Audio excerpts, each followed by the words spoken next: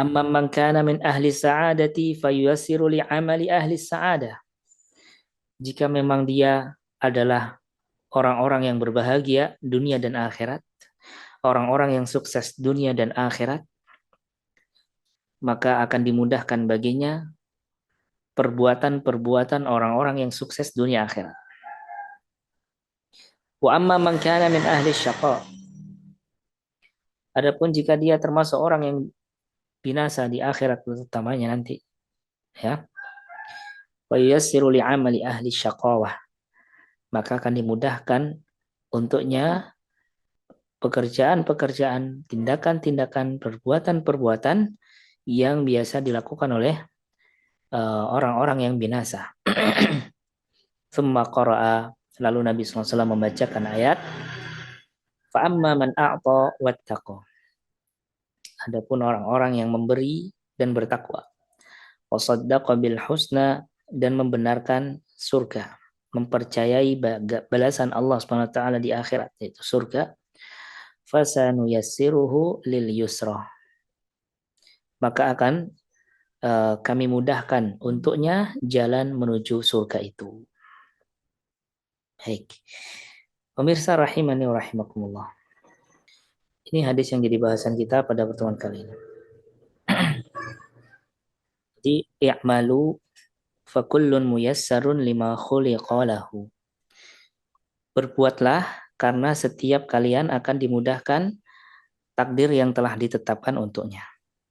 Nah, di dalam hadis ini kita bisa mengambil sebuah pelajaran tentang pengembangan diri, ya, atau motivasi diri. Bisa. Bahwasanya setiap manusia itu, masing-masing manusia itu punya potensi yang beraneka ragam. Masing-masing manusia itu memiliki kecerdasan yang beraneka ragam. Begitu ya. Jadi kecerdasan itu tidak seperti yang difahami oleh orang-orang dahulu ya, atau pemahaman tentang kecerdasan di masa lampau. Bahwa orang itu dikatakan cerdas kalau memiliki kemampuan akademik yang baik. Bisa mengerjakan berbagai jenis soal, ya. Bisa menghafal banyak wawasan atau banyak ilmu pengetahuan. Ya. Orang-orang dahulu, nggak usah jauh-jauh, orang-orang tua kita mungkin atau simbah kita ya, generasi mereka menilai bahwa kecerdasan itu ya nilai rapot. Nah, nilai rapot saja. Kecerdasan itu ya kecerdasan EQ saja. Nah, padahal sebetulnya Allah Subhanahu wa taala menciptakan manusia ini memiliki beraneka ragam kecerdasan. Ketika seorang menilai kecerdasan itu hanya pada satu kelebihan saja, ada satu kondisi saja, yaitu kecerdasan EQ, maka ini penilaian yang tidak adil. Ya, tidak adil. Menjadikan satu sampel yang terbatas untuk menilai jati diri seseorang yang sebetulnya lebih kompleks. Yang sebetulnya sampel yang menjadi bahan penilaian itu yaitu pada kecerdasan EQ, ya, yang berputar pada nilai-nilai rapot, nilai-nilai nominal, ya.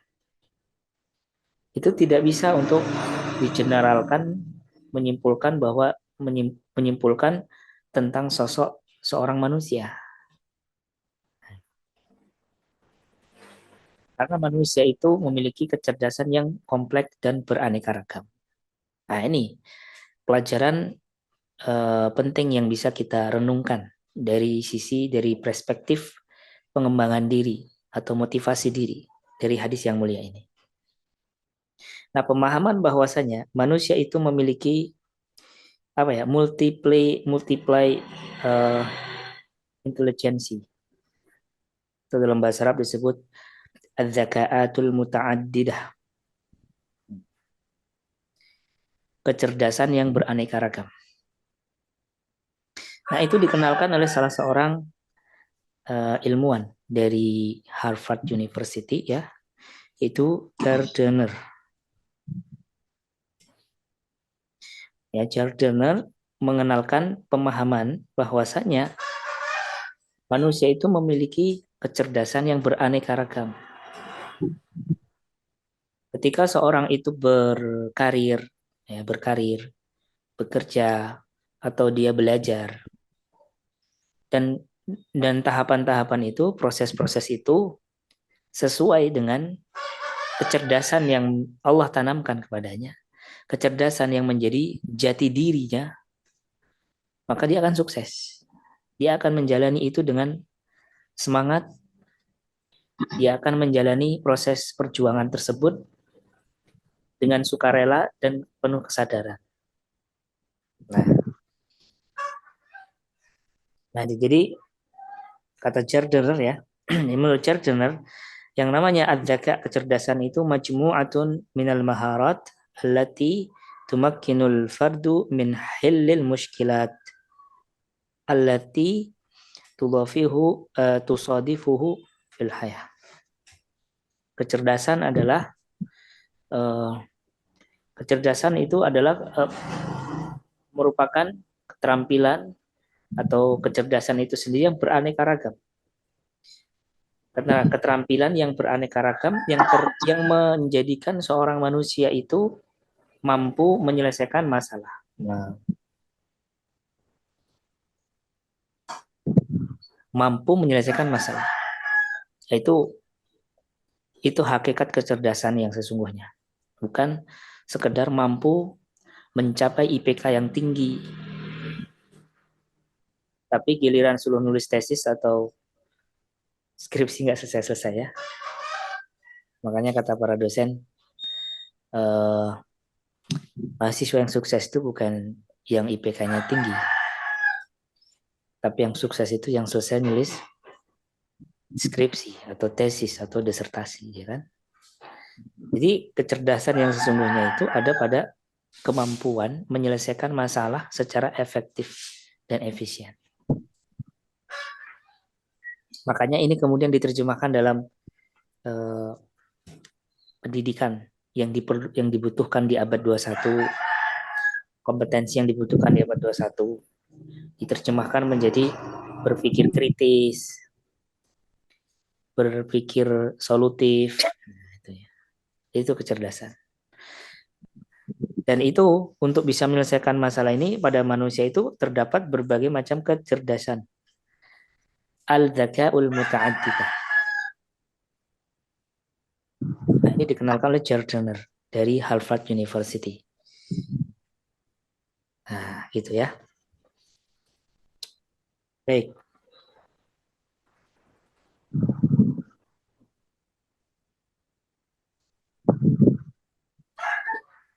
Nah, terus kecerdasan itu apa saja?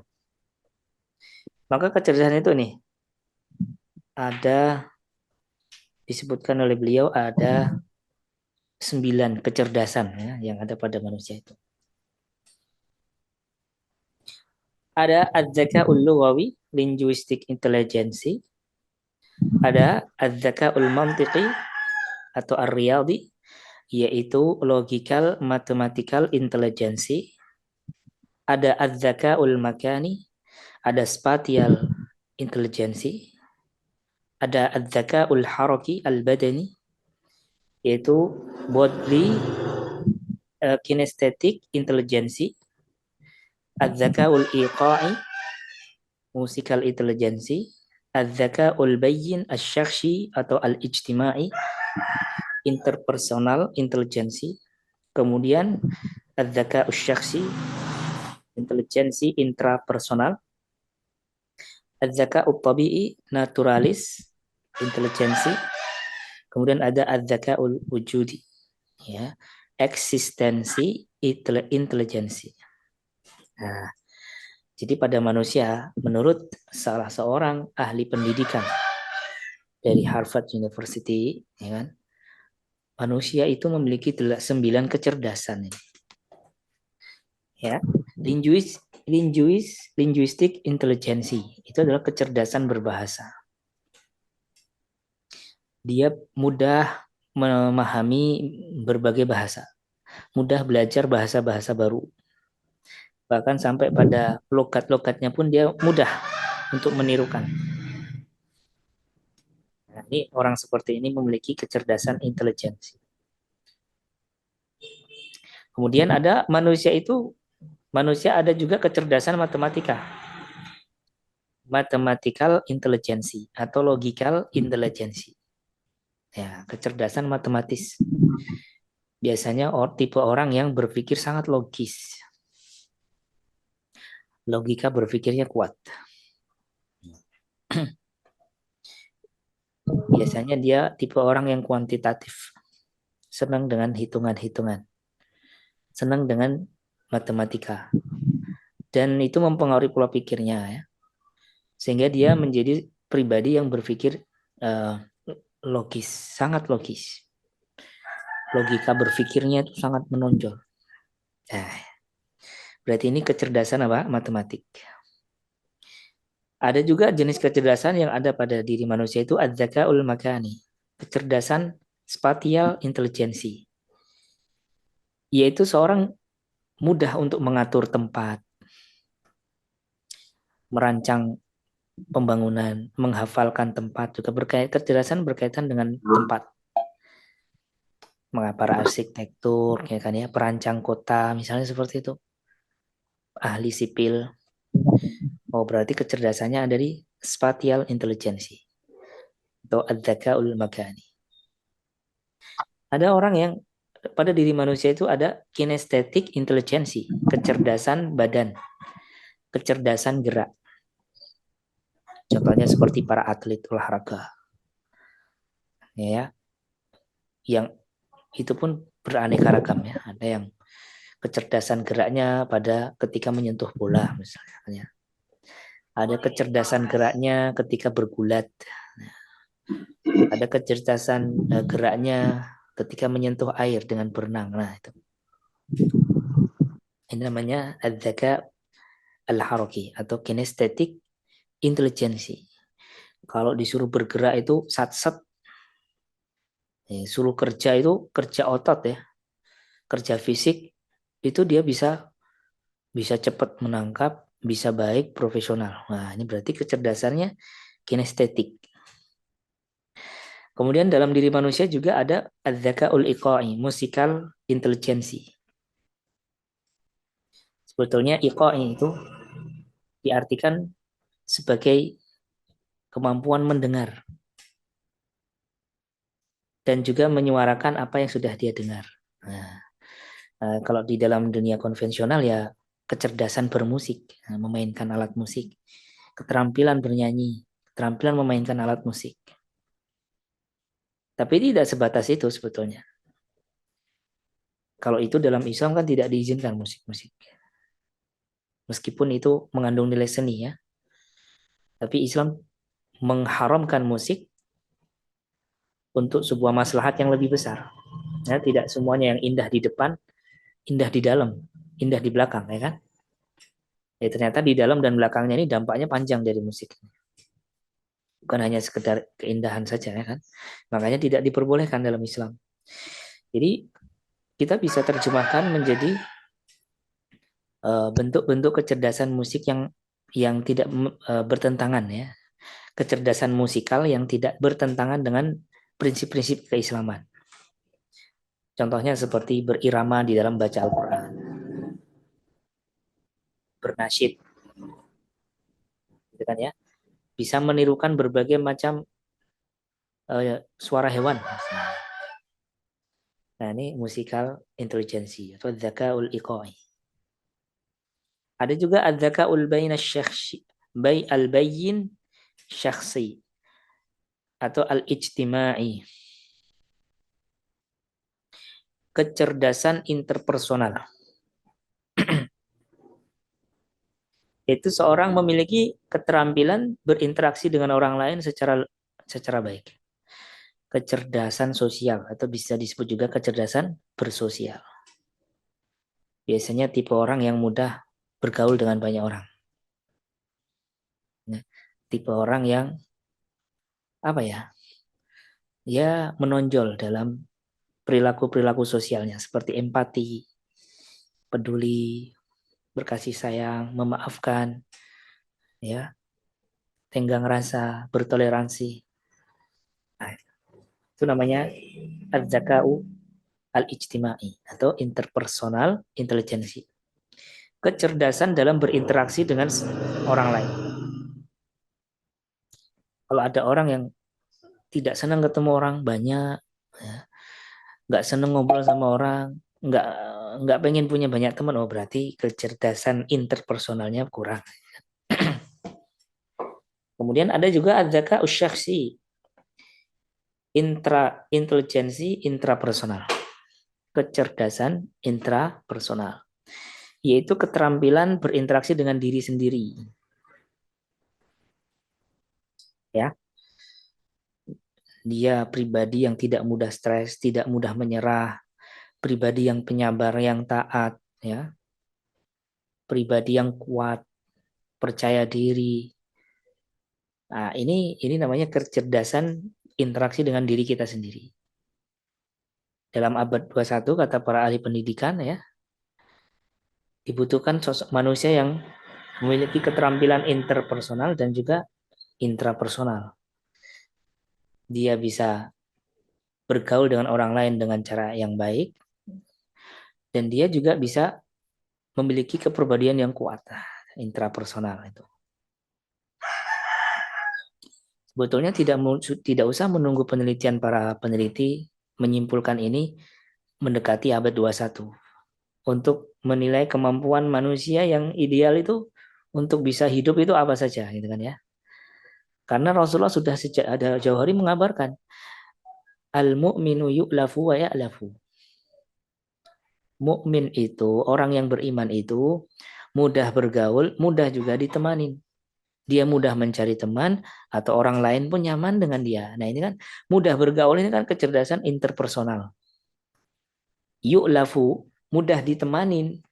Orang itu nyaman sama dia, ini namanya kecerdasan intrapersonal juga ada di situ. Karena seorang yang memiliki kecerdasan intrapersonal yang baik, pasti orang akan nyaman dengan dia. Ya itu kan ya. Terus ada juga az-zaka ut-tabi'i, yaitu naturalis intelijensi. Ya seperti orang yang senang dengan dunia pertanian, senang bercocok tanam, senang dengan kehijauan tumbuhan, ya, senang menyatu dengan alam. Ini namanya kecerdasan naturalis atau az-zaka ut-tabi'i.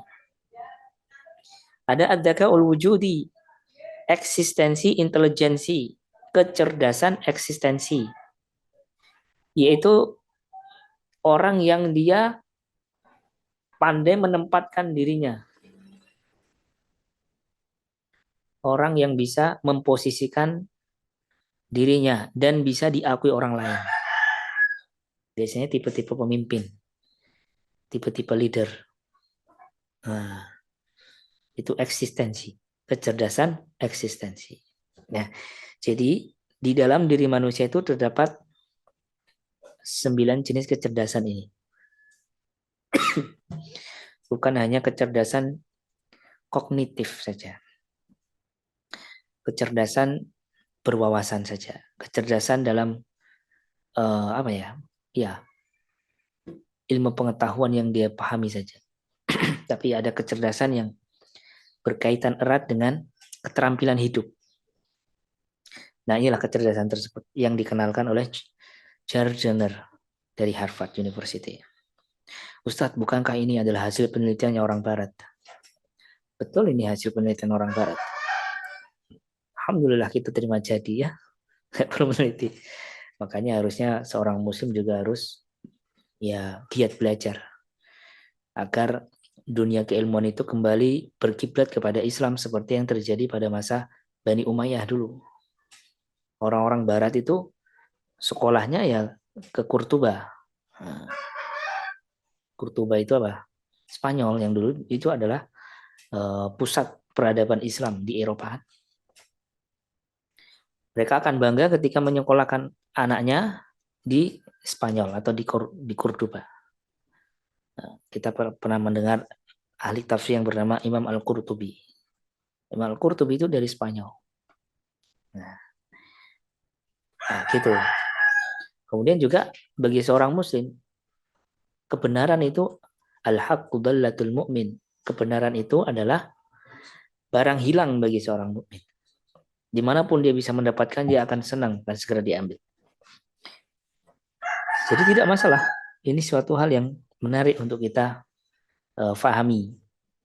Selama itu adalah benar, tidak bertentangan dengan nilai-nilai agama Islam, ini adalah agama memerintahkan untuk mengambil, seperti yang sudah kita terangkan dalam pertemuan kemarin, bahwa seorang muslim itu berpikir open-minded, berpikir terbuka, karena Nabi Shallallahu Alaihi Wasallam memerintahkan Abu Hurairah untuk menerima petuahnya iblis ketika menyampaikan, sebelum tidur kamu baca ayat kursi supaya setan nggak berani mendekati kamu. Nabi bilang, sodaqaka wa huwa kadzub dzaka syaitan. Dia telah berkata benar meskipun dia pendusta. Dia adalah setan. Karena ketika itu memang yang sedang dikatakan oleh iblis ini benar. Maka diambil dan itu kita baca setiap sebelum tidur ayat kursi. Ya, itu ibadah jadinya. Ya, iblis apa? Iblis kurang kafir apa iblis? Iblis kafir sekali. Gembongnya orang kafir. Tapi ketika dia bicara benar, ya kita ambil. Nah, kalau iblis tentu saja benar tidaknya ucapan ya hanya Nabi yang tahu ya. Sekarang Nabi sudah meninggal, jangan sampai ada yang mungkin ketemu iblis di mana menjelma ngasih nasihat apa bahwa dia seorang nabi lah atau apa, ini tidak bisa disimpulkan secepat itu. Ya, mungkin bisa artinya bisa difilter dengan hadis-hadis Nabi. Jadi artinya apa? Segala informasi dari manapun kita dapatkan, asalkan itu tidak bertentangan dengan syariat, maka kita ambil. Seperti hasil penelitian Gardner ini. Nah, baik, para pemirsa rahimani wa rahimakumullah. Yang dimaksud berbagai kecerdasan tadi ya. Yang dimaksud berbagai kecerdasan tadi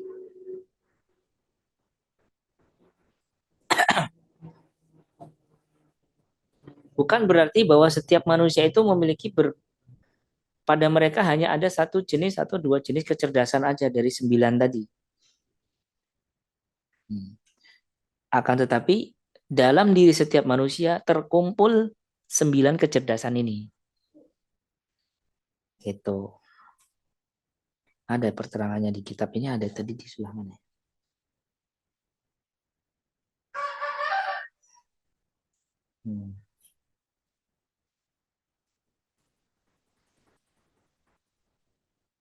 Nih, keterangannya ada di sini. Gardner berpendapat ya, bahwasanya kecerdasan yang beraneka ragam tersebut bukanlah jenis yang terbatas pada satu orang. Jadi bukan orang pada diri seseorang itu hanya punya kecerdasan matematik saja. Atau dalam diri orang yang lain kecerdasan linguistik saja. Tidak, tapi bal innaha nadhariyatun muta'addidatul anwa', akan tetapi dalam diri pribadi seorang manusia terdapat berbagai kecerdasan tersebut. Haitsu taqtarihu anna likulli syakhsin qudratin fi jami'il anwa'it tsamaniyati minadz dzaka. Di mana seseorang manusia itu memiliki dibekali kemampuan oleh Tuhan ya, oleh Allah Subhanahu wa taala dalam 8 jenis kecerdasan tadi atau 9 jenis kalau di sini tadi ya. 1 2 3 4 5 6 7. Oh, 8 ya. 8 jenis kecerdasan. Ya. Baik. Jadi masing-masing kita punya kecerdasan ini. Punya kecerdasan ini. Akan tetapi setiap manusia memiliki kecondongan kecerdasan yang unik. Ya. Mungkin hampir tidak ada manusia yang punya keunggulan bisa menonjol dalam seluruh kecerdasan tadinya. Tapi setiap manusia itu memiliki satu dari 8 kecerdasan ini yang paling unik, paling menonjol. Atau mungkin 2, begitu kan ya. Atau beberapa saja. Itu. Nah, ketika seseorang manusia, seorang itu mampu membaca kecerdasan dirinya di mana dari 8 kecerdasan tadi, kemudian dia kembangkan keterampilannya, dia kembangkan kecerdasan tersebut, dia jalani kecerdasan tersebut, maka insya Allah dia akan sukses. Dia akan bahagia. Nah, itulah makna hadis Nabi kullun muyassarun lima khuliqalahu dalam perspektif keilmuan self development atau pengembangan diri, pembangun diri. Setiap manusia itu telah dimudahkan sesuai dengan apa yang diciptakan untuknya. Setiap manusia akan dimudahkan sesuai dengan kecerdasan yang sudah menjadi fitrahnya. Bagi mereka yang kecerdasannya menonjol di matematika, maka dalamnya itu matematika. Silakan menjadi matematis yang bertakwa kepada Allah, yang profesional, yang dengan kemampuan logika Anda bisa menolong agama Allah. Yang kemampuan logika Anda bisa masuk surga. Gitu. Ada yang kecerdasannya terdapat dalam kecerdasan berbahasa. Kecerdasan menonjolnya ada dalam linguistik intelijensi. Maka silakan didalami, silakan belajar bahasa internasional, bahasa ini, bahasa itu, yang dengan itu Anda mendakwahkan Islam, Anda mendakwahkan kebenaran Islam ini, Anda masuk surga dengan kecerdasan yang telah Allah ciptakan untuk Anda. Ya, ada kecerdasan kinestetik, ya, kecerdasan kinestetik, mungkin dia bisa sebagai nelayan atau sebagai apa, sebagai atlet, tapi diambil sesuai dengan porsi saja. Yang bisa memasukkan, yang memudahkan kita menyembah Allah dengan itu. Karena kalau hidup ini hanya habis untuk bola, ya betapa eman-eman gitu kan ya. Jadi diusahakan kesibukan kita itu produktif di akhirat juga gitu loh. Bermanfaat bagi manusia. Ya. Nah itu pemikiran saya seperti itu. Kullu muyassarun lima khuliqalahu. Setiap orang akan dimudahkan sesuai dengan apa yang diciptakan untuknya. Makanya ketika seorang memiliki kecenderungan kecerdasan dalam sebuah kecerdasan dari 8 tadi, lalu dia berada di pekerjaan atau kondisi yang bertentangan dengan kecerdasan dia secara naluri, maka yang terjadi apa? Ya akan setengah-setengah jadinya. Nggak akan sampai-sampai. Nggak akan sampai-sampai. Ketika dia berusaha keras membaca kecerdasan, kecenderungan kecerdasannya itu di bidang mana, kemudian dia berjalan di situ, nah insya Allah dia akan sukses. Jadi dalam meraih kesuksesan ini bukan menjadi orang lain, bukan menjadi orang lain, tapi menjadilah diri sendiri. Kalau Anda menjadi seperti orang lain silakan, artinya Anda hanya mengambil inspirasi dari orang tersebut. Tapi jangan paksakan diri Anda menjadi diri orang lain. Nah, karena masing-masing orang memiliki kecenderungan kecerdasan yang berbeda-beda. Dan ini juga berlaku dalam ibadah. Dalam amalan ibadah. Akhirat. Ya. Karena Nabi Shallallahu Alaihi Wasallam, bukan. Karena disebutkan oleh para ulama, Inna Allah qasamal a'mal, ya, kama qasamal arzaq.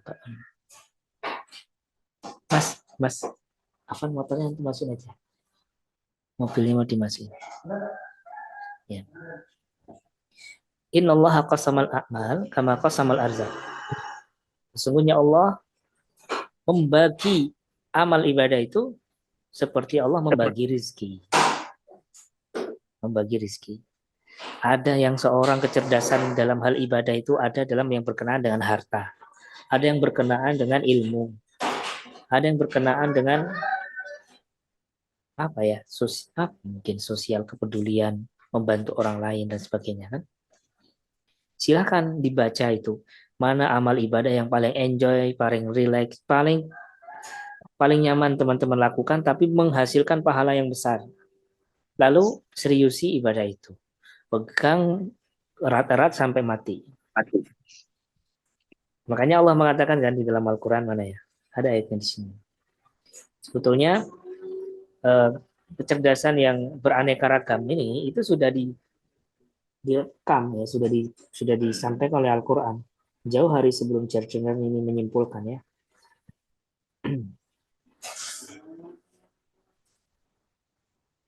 Nah ini, di dalam ayat ini, dalam surat Az-Zukhruf ayat 32 ini. Allah mengatakan, Ahum yaqsimuna rahmata rabbik. Nahnu qasamna bainahum ma'isyatahum fil hayatid dunya. Wa rafa'na ba'dahum fawqa ba'din darajat liyattakhidha ba'duhum ba'dan sukhriyan. Wa rahmatu rabbika khairun mimma yajma'un. Apakah mereka yang membagi-bagi rahmat Tuhanmu? Tentu saja bukan. Nahnu qasamna bainahum. Kamilah yang membagi rahmat itu di antara manusia itu dalam kehidupan manusia di dunia ini. Kami angkat sebagian yang kami angkat sejumlah orang di atas sebagian yang lain agar masing-masing bisa saling tolong menolong, ya, saling memenuhi kebutuhan, untuk bisa saling memenuhi kebutuhan. Dan rahmat Allah, rahmat Tuhanmu itu lebih baik dari harta yang mereka kumpulkan. Nah, kata Ibnu Katsir rahimahullah, qala ta'ala mubayyinan annahu qad fawata baina khalqihi fima a'tahum minal amwali wal arzaqi wal unquli wal fuhum wa ghairu dzalika minal quwwat dzahirati wal batinah. Ibnu Katsir memahami ayat ini bahwa Allah menjelaskan makhluk yang Allah ciptakan itu, makhluk yang diciptakan oleh Allah Subhanahu wa taala itu memiliki fima a'tahum, memiliki karunia yang berbeda-beda, harta yang berbeda-beda, rezeki yang berbeda-beda. Ya, kemampuan berpikir yang berbeda-beda, kemampuan memahami yang berbeda-beda. Dan juga kemampuan zahir dan batin yang beraneka ragam. Jadi sebetulnya sudah dipahami oleh para ulama kita, ya, dari perenungan mereka terhadap Al-Quran ini. Dan juga dalam ayat yang Nabi sampaikan, ya, yang Nabi sampaikan dalam hadis tadi. Fa amma man a'ta wattaqa, mana tadi ayatnya? Nah, ya. Fa amma man a'ta wattaqa. Adapun seorang yang gemar memberi dan bertakwa. Wasaddaqa bil husna. Dan dia membenarkan pahala Allah, yaitu surga Allah.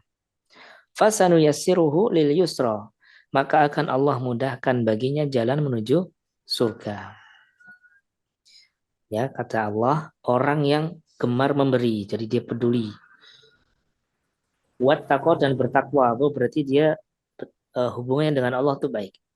Kemampuannya interaksinya kepada manusia baik, ya kan, kemampuan intrapersonal kan jadi baik itu kalian. Itu hablum minan nas. Ya. Wattaqo dan bertakwa kepada Allah, berarti hubungan dia dengan Allah juga baik. Ibadahnya secara sosial baik, ibadahnya secara ibadah yang murni juga baik. Ibadah yang universal baik, ibadah yang horizontal juga baik. Bukan hanya pada salah satu saja. Shaddaqa bil husna, ditambah lagi dia percaya dengan akhirat. Percaya dengan balasan Allah, maka fasanuyassiruhu lil yusra. Maka akan dimudahkan baginya jalan menuju surga. Wa amma man bakhila. Nah, adapun seorang yang bakhil, yang pelit, wastaghna, merasa cukup, sombong. Kadzdzaba bil husna, mendustakan akhirat, mendustakan surga Allah, kebalasan Allah. Fasanuyassiruhu lil usra. Maka akan Allah mudahkan, maka akan kami mudahkan untuknya jalan kesulitan, jalan kesengsaraan. Jadi di sini kan akibat ya, di sini bicara akibat.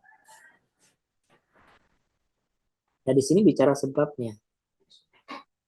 Ketika seorang itu kikir, jadi interaksi sama manusianya nggak baik.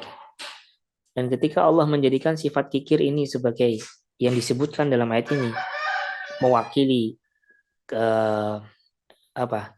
Hablum minan nas, ya. Menunjukkan bahwasanya kepedulian dalam hal kepedulian empati. Nah, kepedulian atau empati itu adalah kebalikan dari sifat bakhil ya.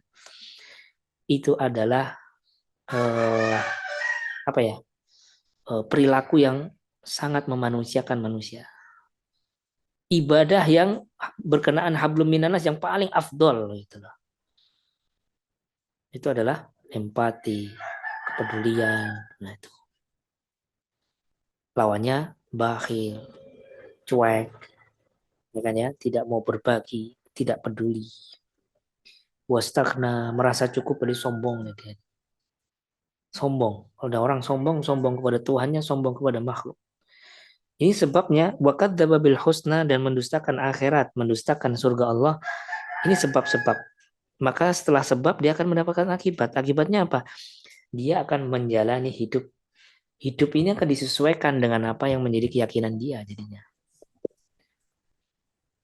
Yang sesuai dengan kepribadian dia, yang sesuai dengan perilaku dia. Oh, berarti akan dimudahkan untuknya jalan apa? Ke neraka. Nah, kalau orang yang baik tadi, maka akan dimudahkan apa? Jalan ke surga. Sehingga dengan seperti ini, hilanglah kesalahpahaman kita terhadap hadis Nabi tadi, bahwa setiap orang sudah ditetapkan surga dan nerakanya. Para sahabat bertanya, kalau gitu ngapain kita beramal ya Rasulullah? Nabi mengatakan, i'malu. Tetaplah kalian tuh beramal. Fakullum muyassarun lima khuliqalahu. Karena setiap kalian itu dimudahkan sesuai dengan apa yang telah Allah ciptakan untuk kalian. Ya, ketika kita optimis, itu surga Allah. Kita beriman, rukun iman kita percaya semuanya, rukun Islam kita jalani. Apakah masa setelah itu semua ada pada diri kita, kita akan berkeyakinan pesimis, oh, bahwa nanti semua akan sia-sia? Kan nggak mungkin. Allah maha bijaksana. Allah subhanahu wa ta'ala tidak akan menyia-nyiakan hambanya, amalan hambanya sedikit pun.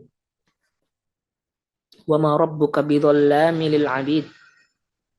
Tuhanmu itu tidak akan mendolimi hambanya sedikit pun. Itu. Jadi nilai-nilai keadilan Allah, ilmu sifat Allah yang al-alim, berilmu, al-hakim yang bijaksana, ar-rahim yang maha penyayang, dan segala sifat-sifat Allah yang sempurna, itu juga mempengaruhi takdir Allah. Tentu tidak mungkin Allah menetapkan takdir itu semena-mena. Itu tidak mungkin. Nah, jadi tugas kita ini berusaha. Kenapa orang kok banyak yang bermalas-malasan? Ketika mendengarkan hadis ini kemudian salah faham, berkeyakinan bahwasanya kita ini semua dipaksa. Seperti keyakinan Jabariyah, kita ini dipaksa, surga sudah ditetapkan, neraka penduduknya juga ditetapkan. Ngapain kita beramal? Ya. Nah, orang seperti ini dia tidak menempatkan dirinya sebagai manusia, tapi dia menempatkan dirinya sebagai Tuhan. Karena dia berusaha untuk tahu ilmu-ilmu yang dia tidak akan mungkin tahu. Yaitu cacatan takdir. Apakah dia tahu takdir dia di neraka atau di surga? Gak tahu kan? Yang tahu hanya Allah. Makanya dalam syarah hadis ini dinyatakan bahwa ilmu Allah yang azali. Dalam ilmu Allah yang azali, ilmu sebelum terjadinya semesta alam. Allah tahu yang masuk surga siapa, yang neraka siapa, itu Allah tahu. Tapi bukan itu. Dasarnya adalah pemaksaan atau kezaliman. Itu dasarnya adalah hikmah Allah Subhanahu wa taala. Kalau kita memaksa untuk tahu tentang, memaksakan otak kita untuk sampai ke ranah takdir yang detail, itu kita nggak nyampe. Akhirnya nanti malah apa? Menjadi jabriyah, orang yang tidak percaya takdir sama sekali, atau qadariyah, orang yang ekstrim dalam memahami takdir. Mohon maaf, jabriyah itu orang ekstrim memahami takdir, mengatakan bahwa semuanya itu dipaksa oleh takdir Allah. Tidak perlu ada usaha dan upaya. Padahal usaha upaya itu juga bagian daripada takdir Allah kan. Makanya Allah bilang, kalau kamu itu a'ta wattaqa, kamu suka memberi, kamu bertakwa kepada Allah, wa saddaqa bil husna, dan kamu juga membenarkan surga Allah, fasanuyassirhu lil yusra, akan Allah mudahkan untukmu surga. Kan ini ada upaya, ada di sini ada hasil. Jadi bagian dari takdir juga. Maka janganlah berprasangka buruk kepada Allah. Kenapa kita nggak optimis? Dan pasti Allah nggak akan menyia-nyiakan pahala kita. Ketika kita optimis mendapatkan surga Allah, kita berusaha mengamalkan ajaran Rasulullah SAW, kita bertauhid kepada Allah, tidak mungkin Allah menyia-nyiakan. Tapi ketika seseorang bersangka buruk kepada Allah, ya, dia menyimpulkan mungkin dia neraka atau apa, ya sudah, barangkali itu yang menjadi nasibnya. Na'udzubillah min dzalik. Hati-hati dengan prasangka. Ya, kata Allah, ana ala dhanni abdi bi. Itu sesuai dengan prasangka hambaku. Mungkin demikian materi yang bisa kami sampaikan. Mungkin kita buka pertanyaan 5 menit selanjutnya ya, kalau ada, sampai jam 8.45. Karena saya ada tamu nanti jam 9 ini insya Allah. Silakan bagi pemirsa yang ada pertanyaan, monggo.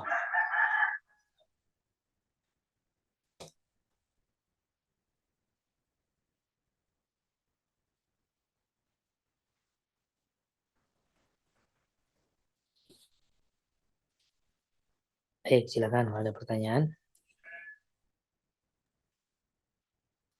Assalamualaikum Ustaz. Waalaikumsalam warahmatullahi wabarakatuh.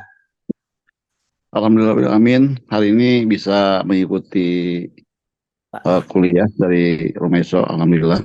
Ya. Ini Ustaz, Ya. saya juga agak masih bingung nih Pak Ustaz, masalah takdir ini. Ya. Jadi kadang-kadang kalau menurut saya sih, saya takut nyalahnya ke Jabariyah tadi Ustaz. Gimana? Karena kan ada pernyataan bahwa semua yang ada di dunia, semua yang apapun yang kita lakukan itu adalah takdir dari Allah semua. Ya. Nah, itu kan pemahamannya Jabariyah gitu Ustaz ya. Tidak salah. Ya, nanti saya luruskan, Pak. Ya, makanya. Lanjutkan. Ya. Jadi semua itu Allah yang menetapkan gitu, Ustaz. Betul. Nah, sementara ada pernyataan bahwa manusia pun juga ada punya keinginan untuk menentukan apa yang ingin dilakukan mereka, dan itu juga termasuk takdir dari Allah. Kalau memang termasuk takdir Allah semua kan otomatis jadi agak saya di situ bingungnya Pak Ustadz.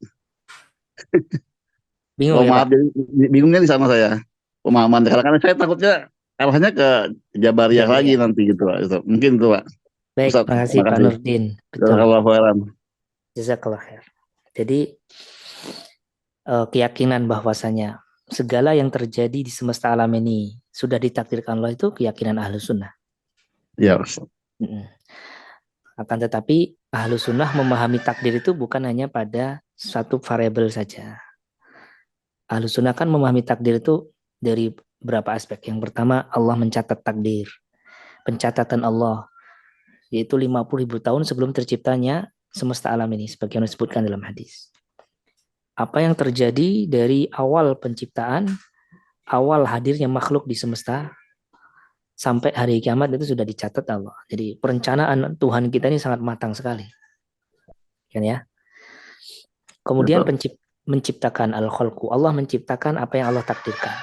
Jadi yang mewujudkan segala takdir yang sudah dicatat tadi, Allah. Allah yang mewujudkan itu semuanya. Terus apa lagi sebentar ya? Al-kitabatu wal khalqu, terus apa ya? Nah, ini dia. Al-ilmu yang pertama. Allah mengetahui segala takdir yang akan terjadi ya. Di semesta ini Allah tahu semuanya. Allah mengetahui itu. Apakah ketika itu sebelum terjadi ataukah setelah terjadi?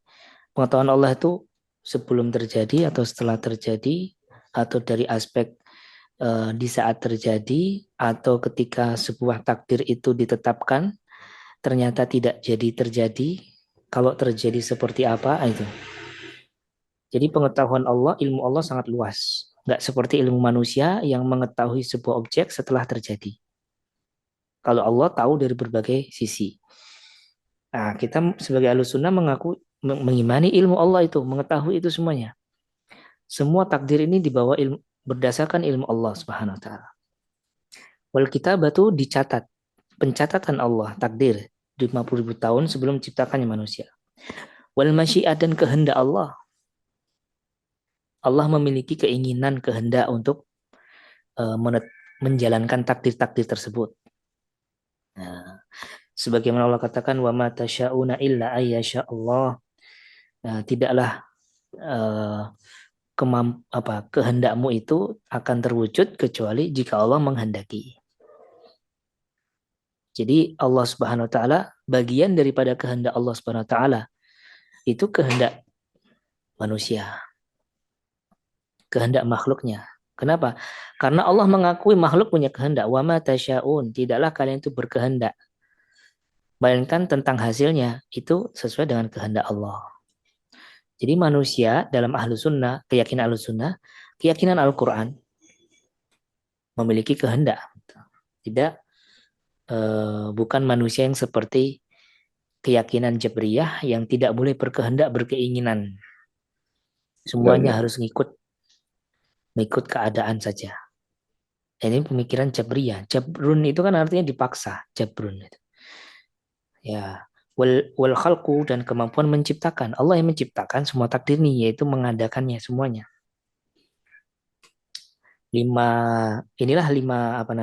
Empat ya. Al-ilmu wal kitabatu wal masyiatu wal khalqu.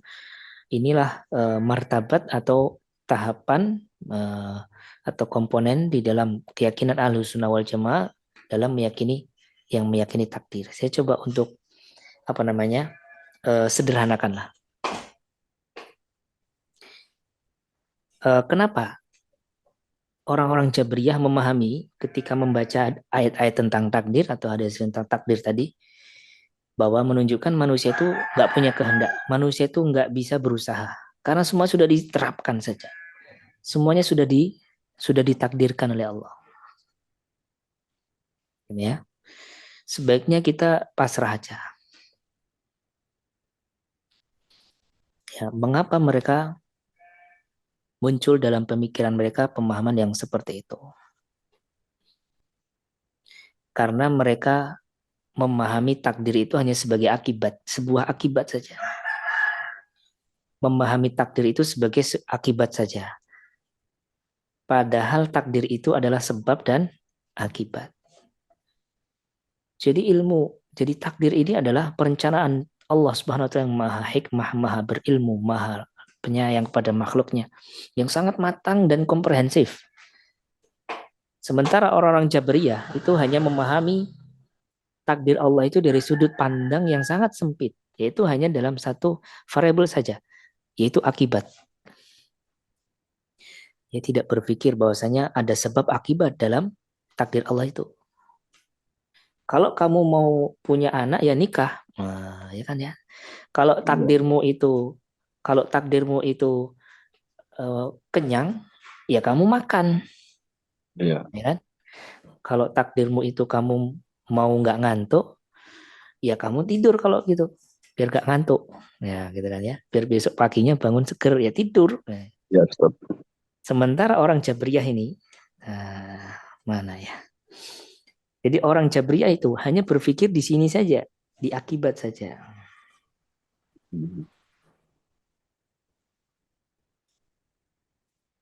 Oke. Dia hanya berpikir di sini saja, di akibat saja. Padahal di dalam takdir itu ada sebab. Jadi dia fokusnya di sini saja. Dan sebab ini akan mengakibatkan sebuah akibat. Ini bagian daripada komponen takdir. Inilah keyakinan Ahlussunnah wal Jamaah dalam takdir. Dan uniknya ya Pak Nurdin, orang yang menyelisihi pemahaman takdir Ahlussunnah itu, pasti kesimpulan takdirnya itu selalu yang nggak baik-baik. Ya tidak Pak Nurdin? Iya. Ya. Contohnya, bahkan melemahkan syariat ya Ustaz. Iya. Contohnya gini Pak Nurdin. Orang yang memahami hadis tadi tanpa mendengarkan penjelasannya kan dari para ulama, pakai pemahaman sendiri.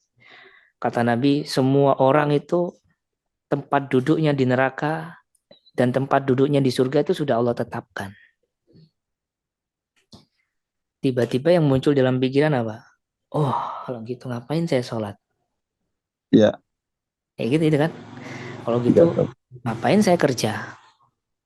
Kalau gitu ngapain saya belajar?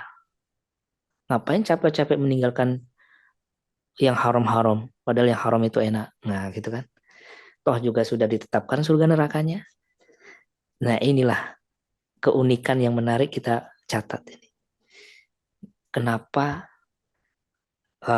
pemikirannya ketika pemikirannya terhadap takdir yang dengan cara yang seperti itu selalu mengarah kepada yang negatif. Padahal siapa yang melarang Anda untuk berpikir positif? Bisa difahami nggak Pak Nurdin? Ya, insya Allah Ustaz. Iya. Kenapa nggak ada fahami ya positif bahwa saya insya Allah berhasil. Saya insya Allah mendapatkan surga Allah. Saya tetap akan berjuang. Saya akan sukses. Kenapa kok selalu yang menjadi kesimpulan orang yang berpahaman takdir secara sempit atau jabriyah tadi itu berujung kepada kemalasan, berpangku tangan, tidak mau berjuang. Gitu. Padahal nggak ada yang melarang dia untuk berpikir optimis. Sementara dalam kita nggak usah jauh-jauh bicara tentang tentang akidah ya. Coba orang-orang awam aja di dunia ini. Bagaimana mereka menyikapi perjalanan hidup mereka di dunia ini? Mereka sikapi dengan penuh optimis. Kita waktu SD dulu punya cita-cita pengen jadi pilot, pengen jadi tentara, pengen jadi dokter. Tidak ada anak SD yang kita tanya, kamu mau jadi apa, Le? Nduk, ya. Saya nggak mau jadi apa-apa. Saya mau jadi sampah masyarakat saja. Nggak ada. Karena dengan pikirannya yang masih bersih, dia berpikir optimis. Nah, jadi orang-orang yang jabria seperti ini, dia kalah sama anak SD. Ya. Sempit ya pemikirannya. Ini tidak benar. Bagian dari takdir adalah sebab juga. Makanya fasanu yassiruhu lil yusra. Siapa yang meyakini akhirat, bertakwa kepada Allah, berempati kepada yang lain, ya akan Allah mudahkan surga gitu. Gitu ya Pak Nurdin? Insya Allah Ustaz. Pak bisa Jazakumullah. sekarang jabriyahnya sudah berangsur hilang ya. Ya, memang sudah hilang, kadang-kadang Ya. agak mengganggu juga tuh Ustaz. Ya betul. Alhamdulillah. Saya dulu juga pertama dengar hadis ini sempat salah paham juga ya. Kemudian saya masih ingat ketika di Madinah dulu saya tanyakan dengan guru kami Syekh Profesor Ibrahim Ar-Ruhaili ya, ketika kajian usul salasa. Buat saya sampaikan, ya Syekh, saya punya syubhat tentang hadis ini, kalau gitu ngapain kita beramal? Maka beliau jawab seperti yang tadi Pak Nurdin simak ya gitu ya. Insyaallah. Nah, baik, kayaknya cukup dulu ya. Sudah mau jam 9 ini. Mohon maaf teman-teman, bila ada pertanyaan yang lain nanti di keep dulu. Insya Allah pertemuan selanjutnya kita bisa diskusi lebih panjang lagi. Wassalamualaikum warahmatullahi wabarakatuh.